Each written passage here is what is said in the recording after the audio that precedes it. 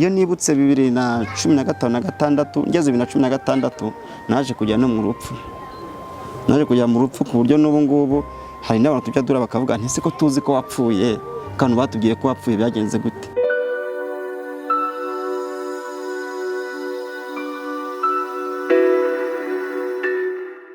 Yes, Legacy on top. Ngendi Issa Rurangwa, iyi ni Legacy. Uyu munsi mfite inkuru. Ni inkuru mperutse kumva irantangaza. Ni inkuru y'umugabo uvuga ko yapfuye akazuka. Nari narozwe ndapfa mfire mu biganza bya wa mukobwa ari ukuze.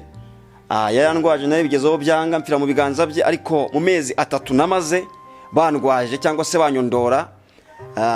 Nyuma yuko nzutse, hanyuma rero Imana amaro yaje kunzura. Ese wizera ko umuntu ashobora gupfa akazuka? So nyuma yo gupfa habiki?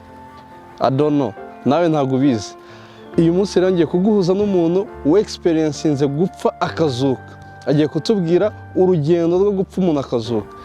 Akenshi ibintu byinshi turabyumva ariko ntago tubyizera. Nanjye ntago nigeze mbyizera nkibyumva, ariko ntawumenya ashobora kuba ibyo avuga bifite aho bikomoka kandi hizewe.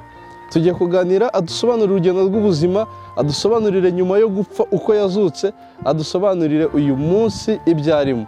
Gusa ikintu kimwe ntekereza nuko ashobora kuba ari umupasiteri. Ashobora kuba ari umupasiteri kuko ikiganiro cye cya mbere naracyumvise, ushobora no kureba muri description kirimo yivugira ko yapfuye akazuka, yivugira urugendo rwa nyuma yo gupfa. Hari ibibazo byinshi nibaza, nawe hari ibibazo byinshi wibaza. Icyo usabwa aka kanya ni ukuntiza amaso n'umutima tugasharinga ibiganiro n'uyu mugabo akatubwira nyuma y'ubuzima yabonye iki, nyuma yo gupfa yabonye iki. Ese ubuzima hano tubayemo we abubona gute? Abantu benshi tubona ubuzima mu buryo butandukanye, abantu benshi tubaho ubuzima butandukanye. Yes, ntararenga aha, reka mamenera ibanga nuko aherutse no kwibaruka. Bavuga ibintu byinshi ngo umuntu yagiye kuzimu ngo akura amafaranga arakira. Tugiye kuganira nawe, ni umubyeyi aka kanya afite umwana, atubwire ubuzima bwo nyuma yo gupfa uko abayeho.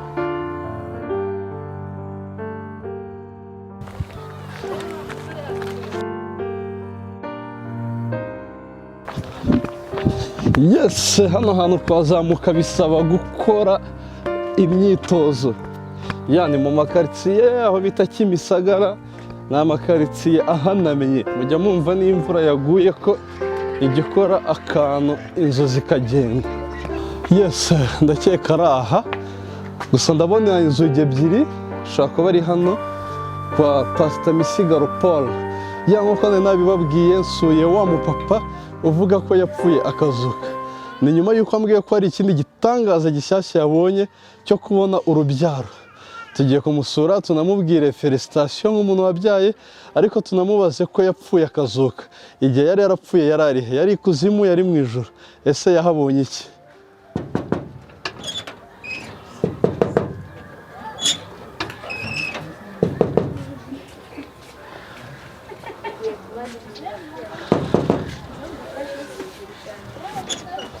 Yes, ni karibu. Pastor. Mukomere. Kamera cyane. Umeze ute se? Amakuru meza. Ndakubona. Yego. Maze iminsi hari inkuru numvise ko hari ikindi gitangaza gikomeye cyakubayeho cyo kwibaruka. Twajyanye mu rugo ahubwo ukabireba neza ko umwana ukanamuterura. Muterura. Nta kibazo rwose. Ariko hari n'indi nkuru nakumvise mu minsi ishize ngo duherukana ku munsi w'ubukwe. Ku munsi w'ubukwe ngo hari ukuntu bitagenze neza. Nabyiraza ko wimva. Turaswe biganira. Okay. Yinzira umuntu acamo. Ariko nibyo kugira ngo umuntu azicemo kuko. Yes. Nibwo buhamya bw'ejo hazaza, kandi Imana yadushoboza kugira ngo tubitambukemo neza. Yes. Nta muntu tsitaje. Yes. Mu rugo ni hano rero. Sawa. Amubona rero. Epfa gato murebe madamu. Kakana kora akazungura. Imana yagize neza rwose. Mba nkateruye ariko ntinya guterura abana. Nuko bundi avuye gukingiza aranananiwe. Yabyaye bamubaza mama. Yabyaye iki? Yabyaye umuhungu. Good. Duhaye umwana w'umuhungu. Yarakoze nuko. Felicitation. Okay, tureka tumureka ndabona ananiwe. Dushaka aho twicara tuganire.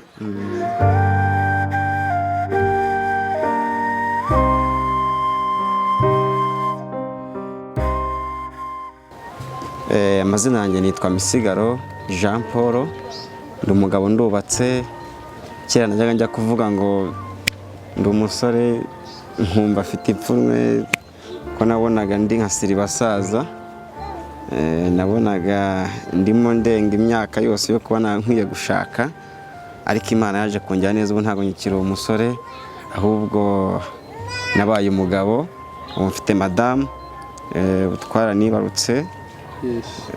Ndashimira Imana ko rero nanone mu mezi 2 bamaye maze gukora ubukwe ngo niyo tuzamarana kubera ubukene nari mfite.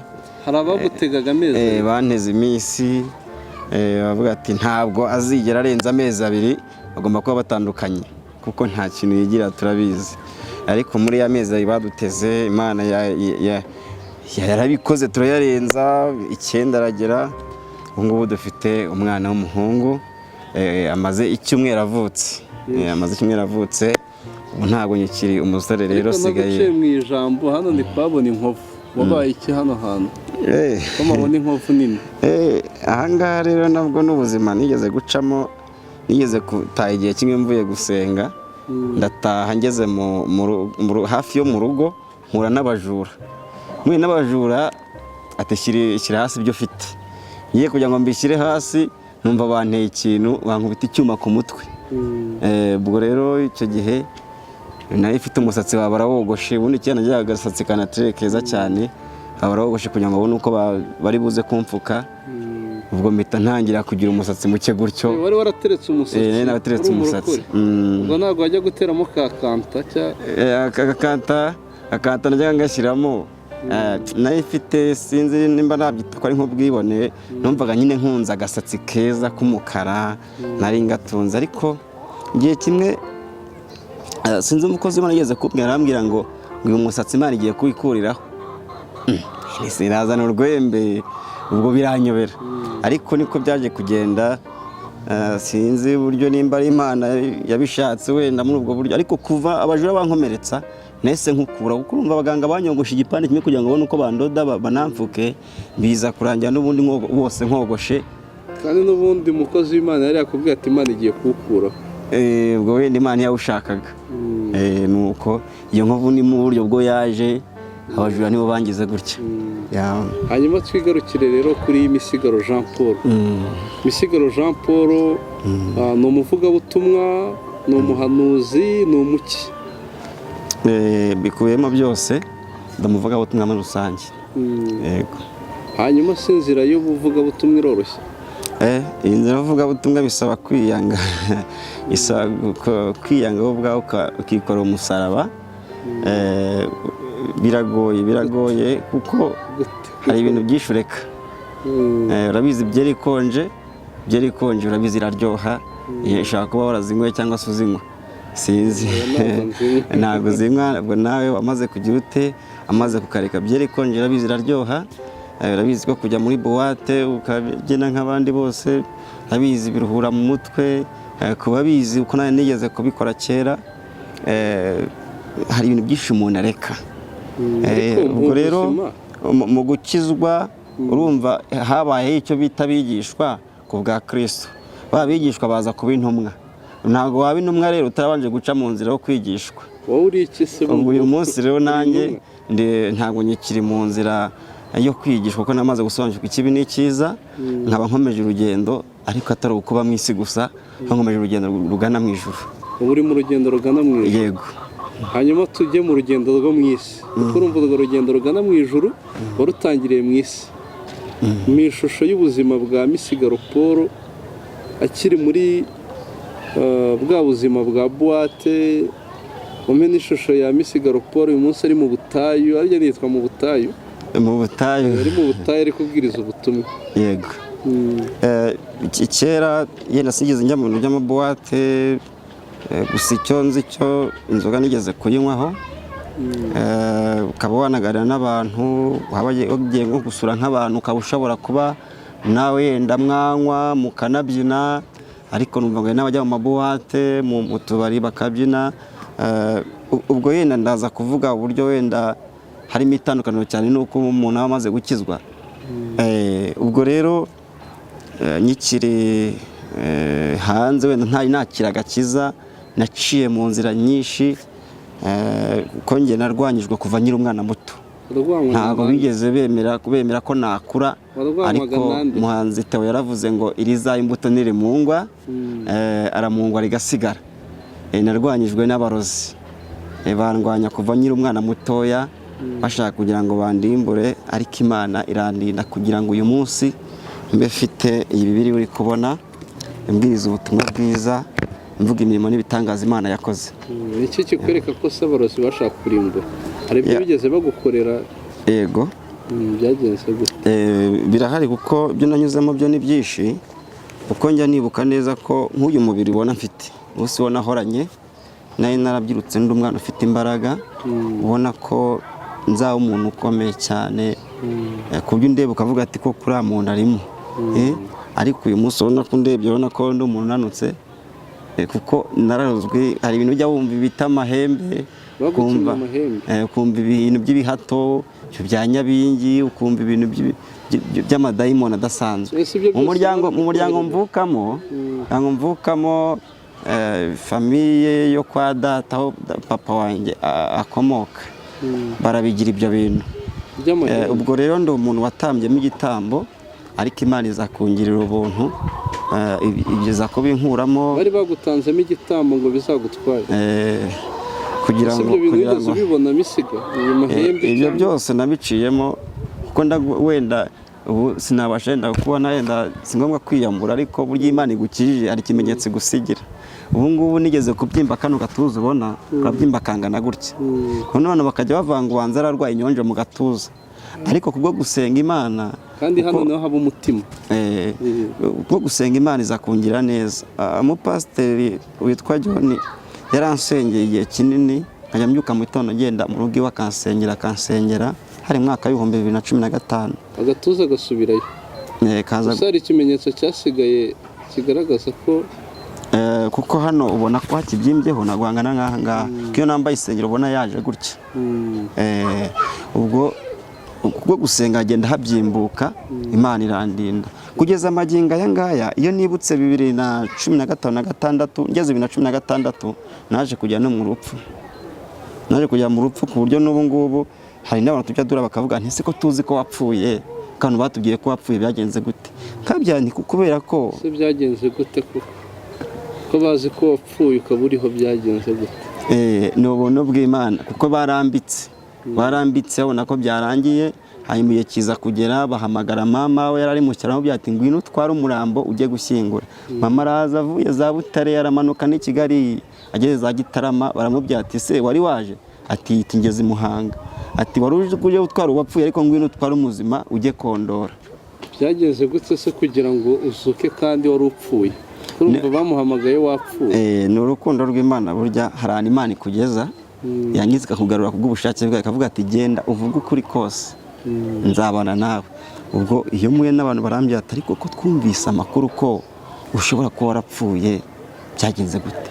Ntabyanti Imana yarangaruye, kuko urupfu rwo narugezemo, ariko Imana yongera kunsubizamo kugira ngo nkomeze mvuge imirimo n'ibitangaza nkoreye, nkabwira abantu nkuko nawe ushobora kubwira, yenda nuko ntazi izina ryawe, witwa Isa, Imana iguhe umugisha. Nkabashobora kuvuga nti Isa, nawe unkoreho urebe, kubera ko umuzimu nagagira ibiganza nk'iby'abantu ndetse n'ibirenge nk'iby'abantu. Ngiye nagukozeho numvise cya gihe rero na Yesu niko byagenze. Na Yesu niko byagenze, kubera ko nawe yarazutse ajya kwiyereka abigishwa, ariko ntibabyemera, avuga ngo ntibishoboka. Nawe se umaze kuzuka, ariko mbere y'uko uzuka hari akanya kabayemo hagati yo gupfa no kuzuka. Hari ikintu wigeze ubona cyangwa ubwonko bwawe bwarakoraga? Hari ikintu wibuka? Yego, ibyo n'ubundi buhamya burebure cyane, kuko n'amasaha yaciyemo, kuko byabaye saa 10 za nimugoroba, ngaruka saa 8 z'ijoro. Muri iryo hafi bugiye gucya, ubwo n'ubundi ariko nabitambukije, abanyamakuru benshi bagiye babimbaza, ntabwo ushaka kongera kubisubiramo cyane, ariko narabivuze bihagije. Hanyuma rero shaka kuvuga iki, shaka kuvuga ngo burya iri zari imbuto nirimungwa, aho waca hose Imana igukurayo, niyo ugeze ikuzimu ikuvanayo. Natambwemo igitambo ariko Imana igira ute imvanayo. Uravuga ngo ntabwo buriya azakura, ndakura, ntabwo azigera umugabo, mbaye umugabo. Ubwo abaye umugabo ntabwo bazamarana amezi 2, none 10 agiye kuzura, yaduhaye n'umwana w'umuhungu, yarabikoze. Ubu sigaye nitwa Papa Ishimwe Ivan Brian. Umwana wawe yitwa Ishimwe Ivan Brian. Nitwa Ishimwe Ivan Brian. Mwese izina ryiza. Yego. Hanyuma tugaruke gato muri abo bantu batashatse kubaho. Hari ibintu wagiye uvuga ngo amahembe, amadayimoni, biriya bintu biragaragara. Biriya bintu ntabwo ari ibintu biboneshwa n'amaso y'umubiri. Ni ibintu bitaboneshwa n'amaso y'umubiri, ariko ku banyamwuka aho bafite ukuntu babimenya. Kuko ndibuka njyewe ndogwa narozwe mvuye mu cyaro ngeze i Kigali. Hanyuma nibwo abanyamusengesho basenze barambya nti dore uvuye mu cyaro iwanyu baguteze, dore bakuroze bashaka kugira ngo bakwice. Hanyuma ariko urimo uranywa imiti ya malariya, kandi bari bazi ko nanayiguze. Urimo uranywa kwaritemu ariko ntabwo ari malariya urwaye, kuko bamaze kuguhumanya. Umunsi wa mbere, wa kabiri, wa gatatu, saa 10 za nimugoroba babona ko birangiye. Ariko kubera urukundo rw'Imana bavuga ngo ntibishoboka. Uyu munsi ntabwo rero njya nkunda kubwira abantu babya ntiburya ahantu hose umuntu ashobora kuba yanyura, cyangwa bikunze ari impamvu Imana yemeye kuhaca, kugira ngo ikuremere ubuhamya bwawe bw'ejo. Ntabwo Imana ishobora kugira igikoresho cyayo, ntabwo yakugira umukozi wayo itabanje kuremera ubuhamya. Hanyuma rero umaze kumenya Imana, urakijijwe, ubaye umurokore, niko byitwa. Ubaye umurokore. Eskenyeka ko iyo umuntu akijijwe atongera guhura n'ibigeragezo. Urakoze cyane, mbaje ikibazo cyiza. Nayo nigeze kwivuga ndavana buriya gukizwa ubundi agakiza ubundi no gupfa ku ngeso mbi, gupfa ku byaha. Buriya iyo umaze gukizwa, umaze kwakira Umwami Yesu n'umukiza ku buzima bwawe, n'urundi rugendo ubutangiye. Gusa ariko Satani noneho kurwanya kurusha uko yakoresheje intumwa mu gihe cyashize utari wagakizwa. Itandukaniro ririmo nuko burya umuntu ukijwe iyo asenze, isengesho rizamuka rikakora ku mutima w'Imana, none kavuga ngo hari umwana wanyu nkozeho koko by'ukuri, ikamanuke murengere. Imana yumva gusenga kwawe. Hanyuma umaze nko gushaka, hari ikintu kindi cyakubayeho gikomeye, ariko hari icyo ugeze kumbwira ku munsi w'ubukwe. Umunsi w'ubukwe ni iki kintu cyakubayeho gikomeye, cyakweretse ko n'ubundi ugifite ibikurwanya bikomeye nubwo wakijijwe? N'ubundi birahari, kuko habonetse n'ubu ngubu. Hari igihe ibitero biza, burya iyo ufite ikintu bita imbaraga z'umwuka, hari ibintu bigukurura ukabyumva ko bigukuruye, ugahita uvuga ngo Mwami Yesu. Iyo uvuze Mwami Yesu ukavuga imbaraga z'Imana cyane, Imana ihita ivuga ati koko ibitero bisubirayo. Kuvuga ngo Imana rero cyabaye ku munsi wari wambaye rya kote n'umugore yambaye ikanzu, hari igitero wagabweho. Nicyo ushaka kumenya uko aho cyavuye n'uko cyakemutse. Urakoze cyane. Ndibuka ubwo dukora ubukwe, madamu yaraje, ageze mu cyumba nyine, mu cyumba cy'abageni nyine, turaramo n'ubundi. Noneho ubwo ahageze ahasanga igi risanzwe, abona igi ryahamenekeye, idirishya rirafunze, umuryango urafunze. Yemwe nta n'umwenge uri munsi y'urugi ngo uvuga ati yenda igi ryaciyemo se ryoherejwe nandi byagenze gute, ariko dusanga igi ryamenekeye mu cyumba. Noneho twibaza, ubwo dusohora umwanda tujya kujugunya, ariko byatumye ntekereza irigi naryo niritumanana. Ariko kubwo gusenga Imana twabonye ryagi icyo baritumye nta kintu bashaka kuba ryageraho. Haciyemo iminsi muhura n'ibigeragezo bitandukanye by'uburwayi, muhura n'ubukene. Ubukwe burangiye twinjiye mu cyumba, ngo turuhuke, nyine ubukwe bwarangiye nijoro. Tugeze mu cyumba, tukinjira mu cyumba tugiye gukurikizaho umuhango wo kuba batwikurura. Dusanga igi imbere y'uburiri hasi ku isima ryahamenekeye. Iyo nzu nibwo nari nkiyijyamo ngiye kuyikodesha ngo nyikoreremo ubukwe. Nta muntu ugeze winjiramo. Mbere yuko mujya mu iyo nzu ngira ngo hari inzu mwasohoyemo ku munsi w'ubukwe. Niyo? Ndabivuga ariko niyo iyo ngiyo. Niyo yiyo. Ubwo sanga igi ryamenetse. Niba zaro ryaca bese ryanyuze, ariko sanga ni imbaraga z'abadayimoni bohereje kugira ngo zigire ikintu ziba zakora mu rugo rwanjye. Cyakoze ubwo uburinzi bw'Imana mbona ryagi ibyabo bigiye gutyo ko gusenga, ariko nzagura n'ikibazo gikomeye muri iyo minsi. Mura n'ikintu cyitwa ubukene bukomeye, mura n'inzara. Abantu baravuga ati buriya ubwo bwawuciye muri ibi ngibi, ya minsi twabahaye y'amezi abiri koko ndabona ari ukuri ntago bari buyarenze. Buriya umugabo araza kumutagende cyangwa se umugore amutagende. Umugore wiberaga mu cyaro wari waramenyereye kwirira neza, imyumbati yayibonaga n'ibishyimbo yabibonaga, none reba muzanye muri Kigali aje kwicwa n'inzara. Ariko kubera Imana gusa mbona iradutambukije. Ariko hari akantu kaciye wakomeje gukambaza, gusorwa mu nzu. Gusorwa mu nzu buriya ntabwo ari ku munsi w'ubukwe, ntabwo byabaye ku munsi w'ubukwe, ahubwo byabaye haciyemo iminsi ay'ubukode bamaye. Kuko njya mu nzu narikopesheje inzu. Nikopesheje inzu twavuganye amafaranga 60,000 by'amezi abiri. Ndaje ntanga amafaranga 15,000 byonyine. Ukora umuntu twari tuziranye arambye ati none ufata mbabara umiye inzu nyikoreye mu bukwe. Yari inzu y'icyumba na salo. Mu 13,000 ndababyane ndabizi nyuma y'ubukwe nzabona amafaranga ndahita nyaguha yose aho nkurimo. Ubukwe burangiye ndayabura.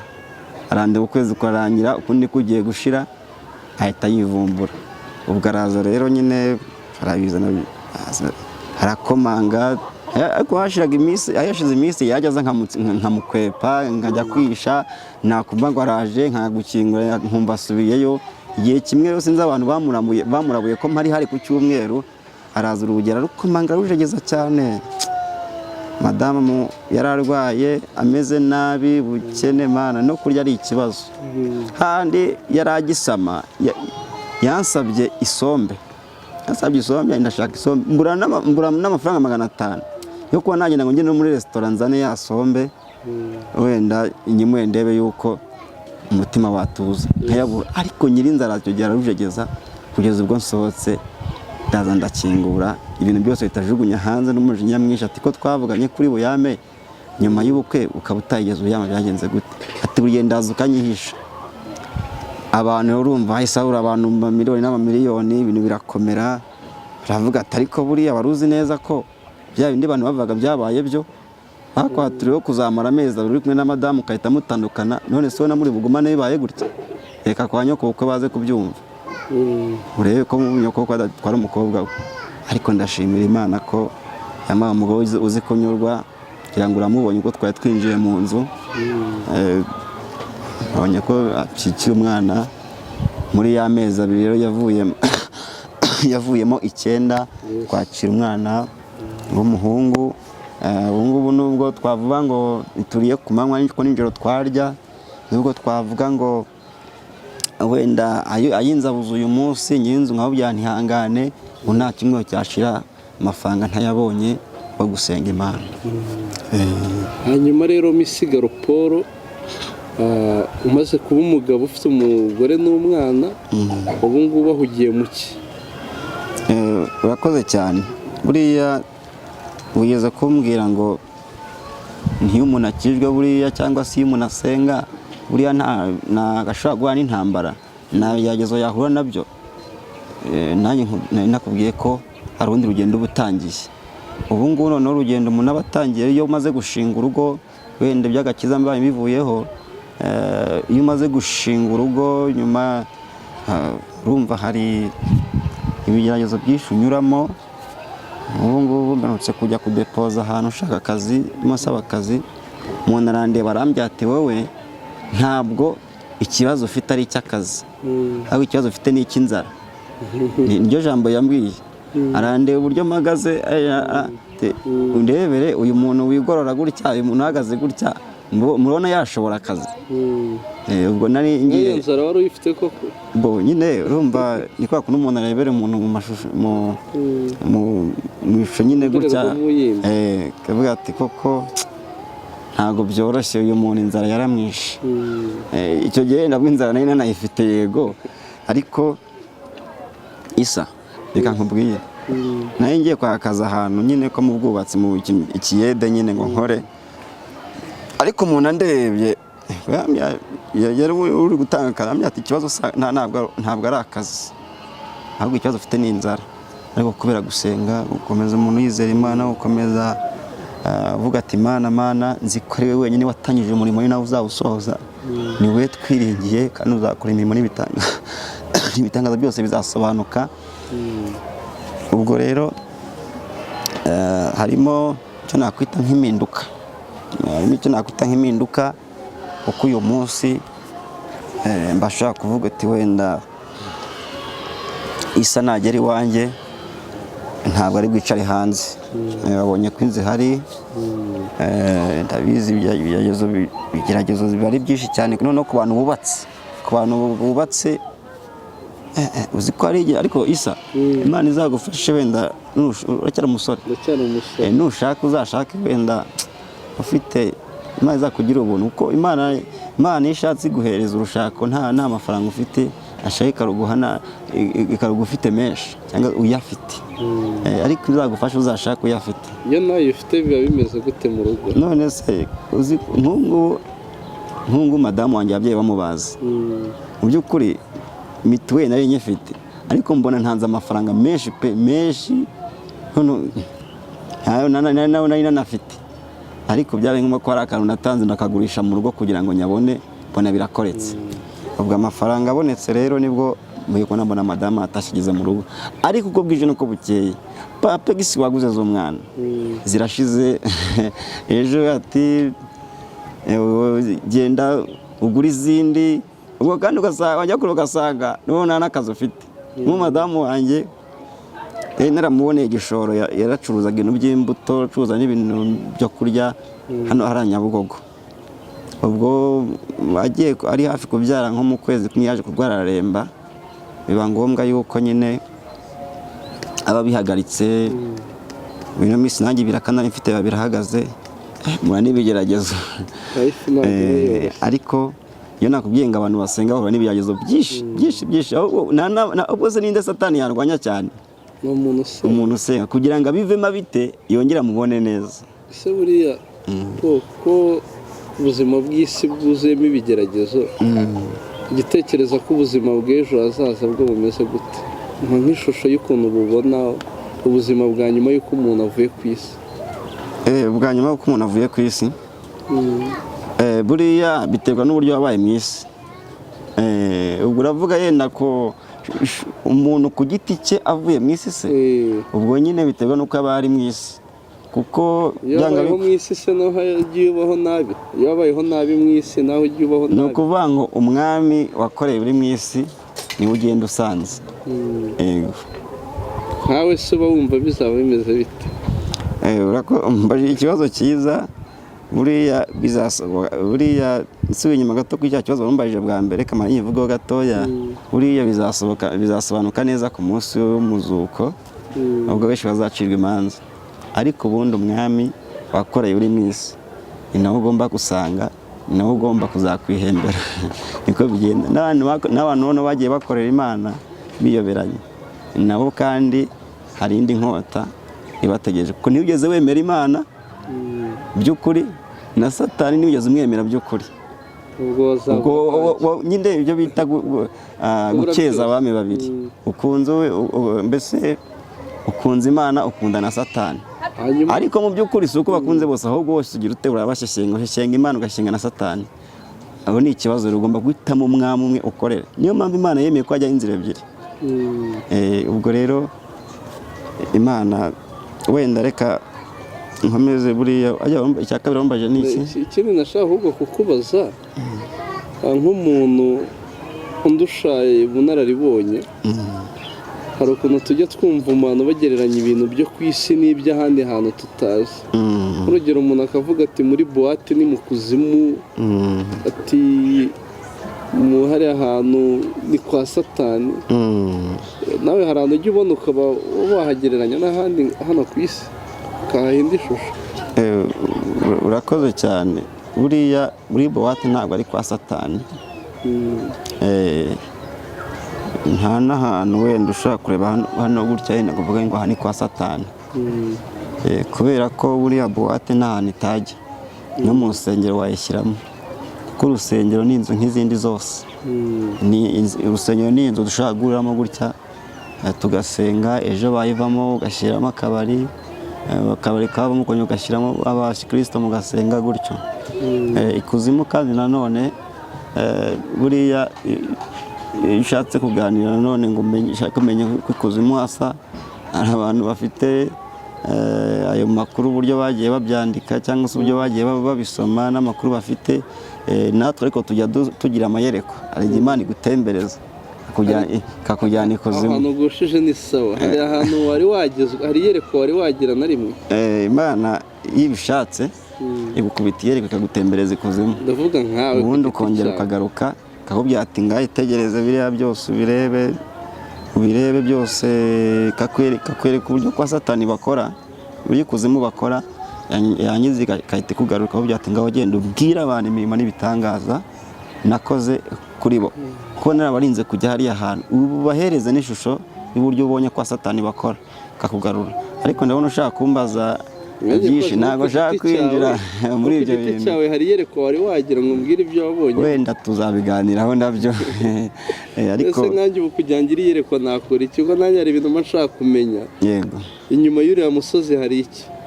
Ubwo njye nkora iki kugira nanjye mbe nagira yereko? Imana ishatse igukubitera ikagutemberezayo, ariko simwifurije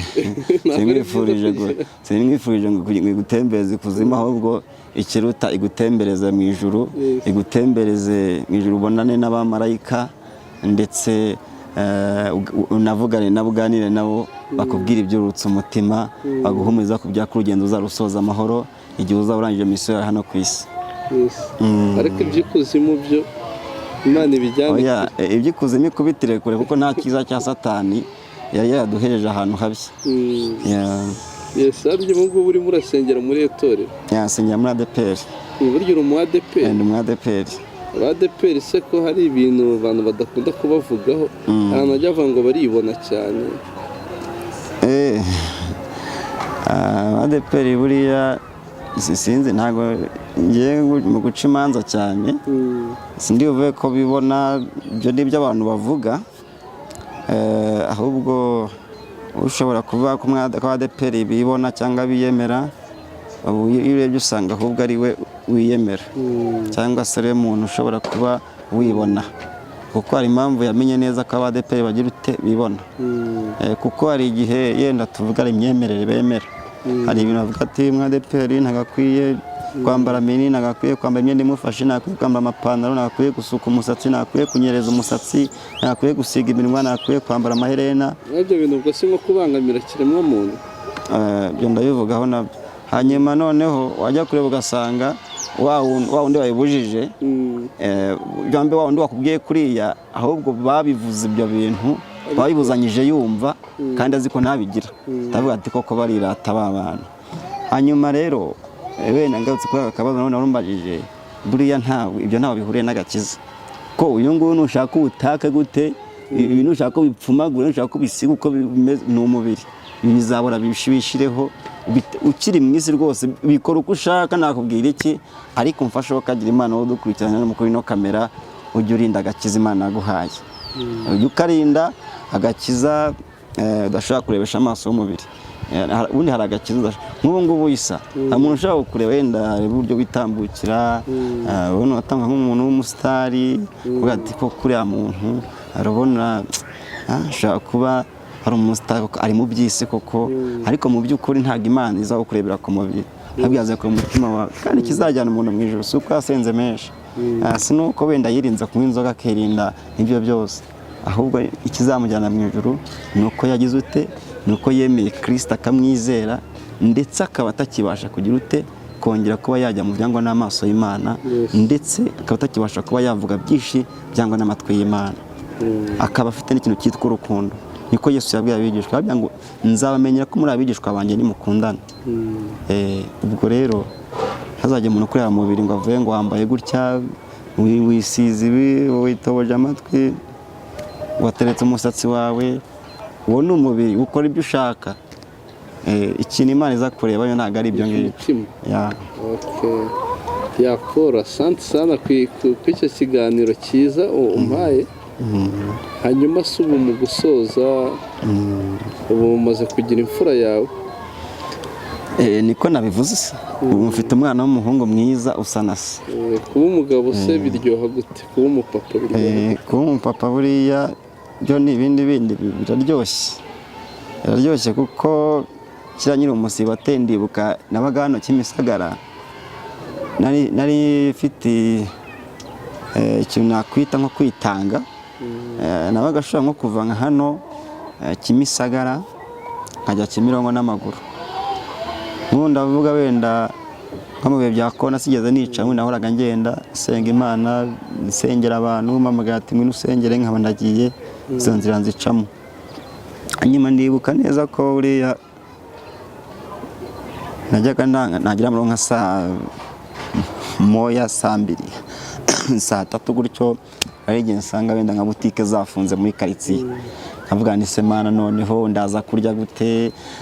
Ese ndagute? Ese kantine ko nduzi bayifunze ndaza kubigenza gute? Ariko nkihangana, urumva kabiri ngenda nkahita ndarira mu karu, nkahita ndanira indazi ry'ijana cyangwa se nkanayirarira yonyine. Ubuzima bwa Gisebateri burababaza cyane. Noneho iyo nahitaga naniryamira natanoza. Ubu ngubu ngera mu rugo, nkasanga madamu yatetse, Imana ari ibitangaza yakoze, nkabona yatugiriye neza, ibiryo byahiye yabitanze, nkabona rwose nta kibazo. Hanyuma nkaba nzi ko agomba kuba yenda n'amazi yenda ahari, nkaba ngiye mu dushe ndakarabye, nuko ubwo nkaba nzi neza ko ngomba kuba ntabwa ni wenda mba umwenda usa nabi kuko mbere wasanga yenda igihe mfite mwenda umwe cyangwa ibiri ugasanga nanone mbuze umwanya wo kuyifura. Kubera go kubaho nizenguruka, ariko iyo ngiye mfite umuntu usize mu rugo burya biba byiza cyane. Ntabwo rero nyiri umusore munitwa Papa Ishimwe. Papa Ishimwe ari we Misigaro Paul. Hanyuma mu gusoza rero mbwira isi uri kuyibona gute muri iyi minsi? Aranavuga ati isi yabaye mbi, isi igiye kurimbuka, wowe uri kubona isi gute? Urakoze cyane. Isi ntabwo yabaye mbi, ahubwo ababaye babi n'abantu. Abantu bo babaye babi kuko kugira ngo umusozi ube mubi biterwa n'abantu bawutuyeho. Niba umusozi wuzuye abayicanyi, ukawuzuye abarozi, ukawuzuye abagambanyi, bazawusiribanganiraho. Bizagendana. Niba umwicanyi aje akamaro no musozi uri kubona hakurya akica abantu, uzobaye mubi. Ariko niba umusozi utuye abantu baturanye neza nta kibazo, basangira, umusozi uzumva amakuru mabi gute? Niko n'isi imeze rero. Abantu bagize kumvikana, bakagira kubana neza, ntabwo isi yaba mbi, ntabwo yaba mbi. Kandi wenda ndakora ku mpande zombi, kuko Yesu yarabihanuye, sina Yesu gusa, ba Daniyeli barabihanuye, ba Yeremiya barabihanuye, baravuga ngo mu isi y'imperuka hazabaho ibihe bigoye, ibihe biruhije cyane. Nibyo rero kugira ngo muri no minsi y'imperuka turimo, ibi byose reka bisohore kuko byahanuwe kera. Aho uzasanga umuturanyi wawe kurwanya ntacyo mupfuye, aho uzasanga abo mwasangira bwo kugambanira. Ibi rero nibyo kugira ngo igihe cyo kugaruka kwa Kristo kigira ute gisohore. Ntabwo rero isi yabaye mbi gutyo gusa, abantu nibo bageze ute babaye babi.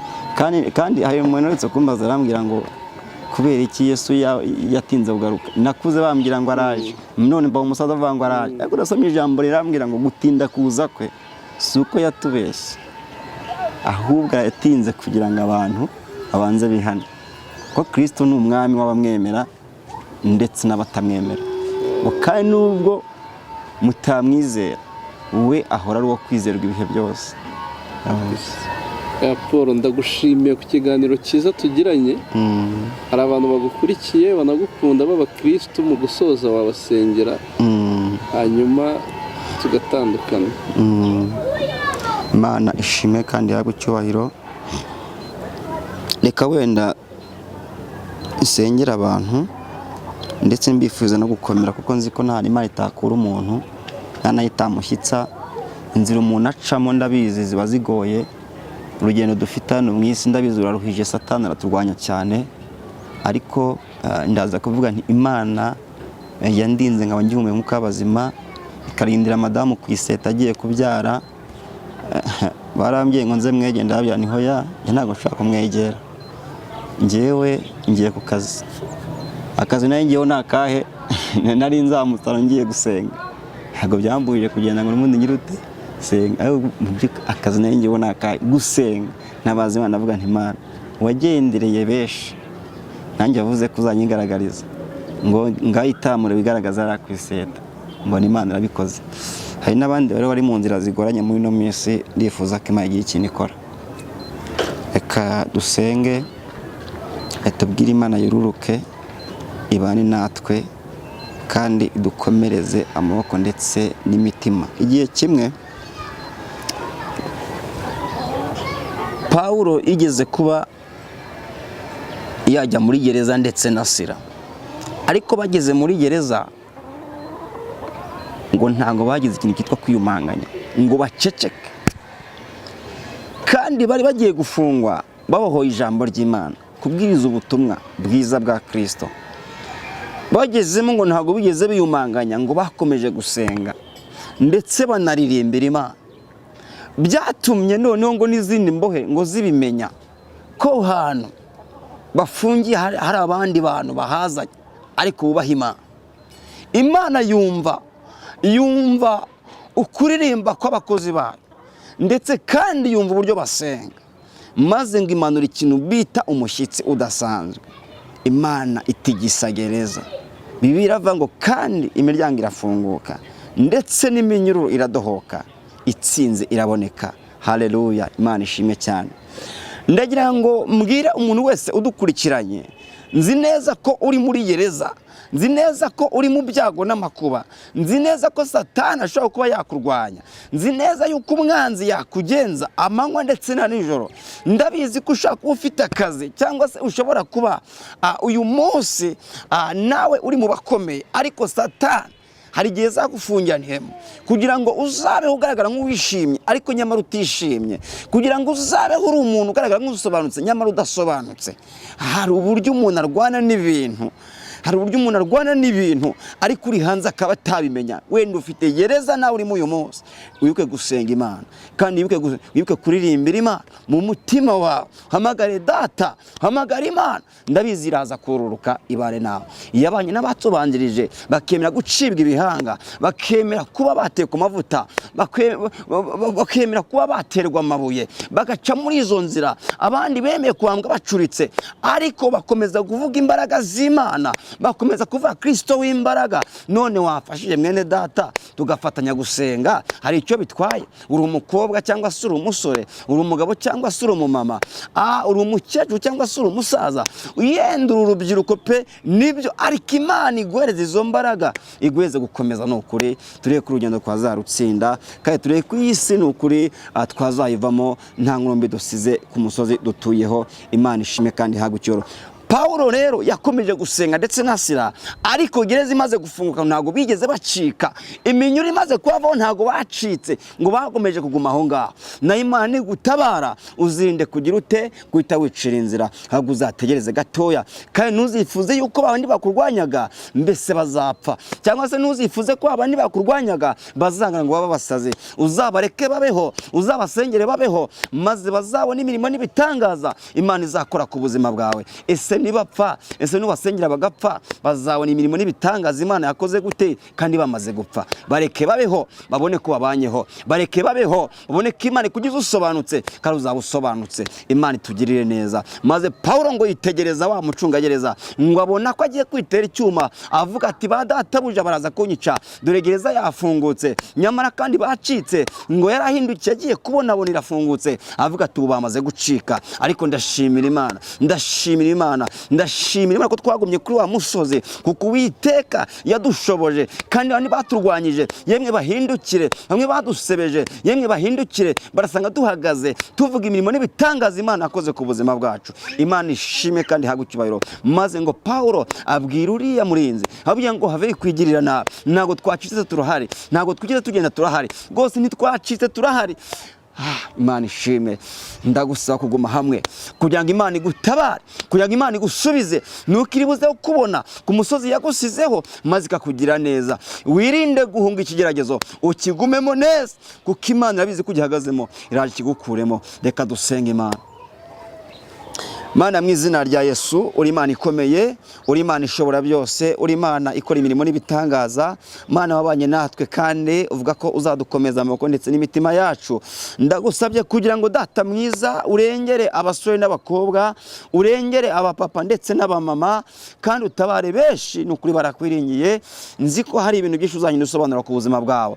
Ibyari byanze reka byemere, kandi wari urwaye reka umukize, ndetse n'uwari utwite kuko madamu wanjye aratwite, muhereze kubyara nawe akikira heke, yumve ko ari ibintu biryoha, yumve n'ukuri ko bimeze neza nk'abandi babyeyi.